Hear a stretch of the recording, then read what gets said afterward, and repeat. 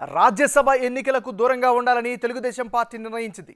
పూర్తిగా సార్వత్రిక ఎన్నికలపైనే దృష్టి సారించాలని చంద్రబాబు నాయుడు సూచించారు. తనను కలిసిన పార్టీ నాయకులకు స్పష్టత ఇచ్చారు. ఎన్నికల మూడ్లోకి వచ్చేయాలని చెప్పారు. రాజ్యసభ ఎన్నికలపైనే కాదు, పొత్తులు చేరికలపైన చంద్రబాబు మాట్లాడారు.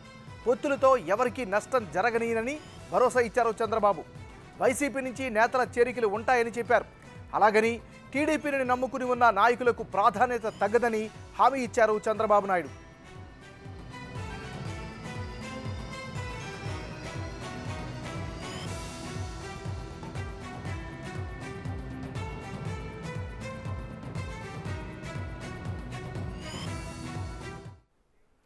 ఇక తెలుగుదేశం పార్టీ లేటెస్ట్ అప్డేట్స్కి సంబంధించి మరింత తాజా సమాచారాన్ని విజయవాడ నుంచి మా రిపోర్టర్ శివ అందిస్తారు.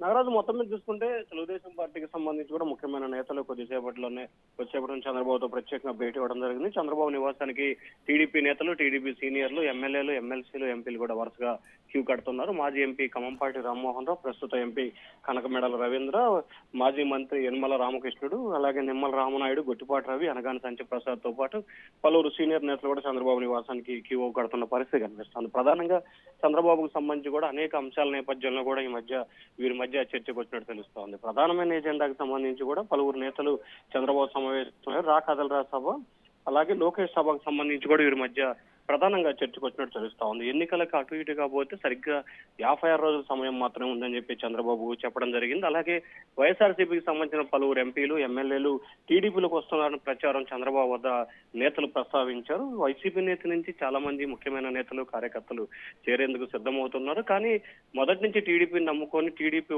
ఉన్న వారికి ప్రధానమైన ప్రాధాన్యత ఇవ్వాలని చెప్పి కూడా తాను భావిస్తున్నాను. దానికి అనుగుణంగానే ఎవరిని పెడితే వారిని పార్టీలోకి తీసుకునే అంశాన్ని పరిశీలిస్తున్నానని చెప్పి కూడా చంద్రబాబు చెప్పారు. అలాగే ఎవరైతే చేరుతారో చేరికలకు సంబంధించి అన్ని రకాలుగా ఆలోచించి ఆ నిర్ణయాలు తీసుకున్న తర్వాతనే చేరికలు ఉంటాయని చెప్పి చంద్రబాబు స్పష్టం చేసిన పరిస్థితి కనిపిస్తా ఉంది. అలాగే పార్టీలో ఎప్పటి నుంచో కష్టపడ్డ వ్యక్తులే తనకి ప్రధానమైన టార్గెట్, వారి కోసమే పార్టీ ఉంది, ఖచ్చితంగా వారికి అవకాశం కల్పించాలి, ఆ తర్వాతనే మిగిలిన వారికి ఇచ్చే అవకాశం కనిపిస్తామని చెప్పారు. అలాగే పొత్తులకు సంబంధించి 1-2 రోజుల్లో స్పష్టత వచ్చే అవకాశం కనిపిస్తా ఉందని చెప్పి చంద్రబాబు చెప్పినట్టు తెలుస్తా ఉంది. మరొక వైపు రాజ్యసభ ఎన్నికల్లో టీడీపీ పోటీ చేయకూడదని నిర్ణయం తీసుకున్నట్లు కూడా చంద్రబాబు నేతలకైతే సమాచారం ఇచ్చారు. దానిలో భాగంగానే పూర్తి స్థాయి సమాచారం నేతల వద్ద చంద్రబాబు అయితే పంచుకున్నారు. Nagaraju, thank you Shiva.